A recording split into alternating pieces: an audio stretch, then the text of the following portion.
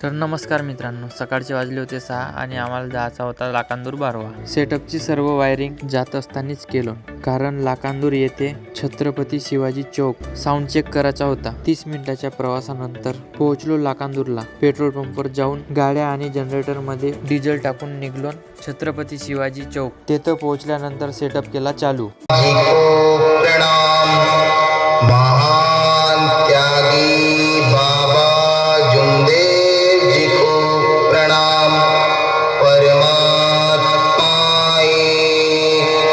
Sound check झाल्यानंतर निघलो बारव्याला जायसाठी. तर चला भेटूया आपण बारव्यामध्ये पोहोचल्यानंतर तिथं काही सेटअप चालू पण होते आणि 30च्या जवळपास सेटअप होते. तर मग आम्ही पण केलो आपला सेटअप चालू.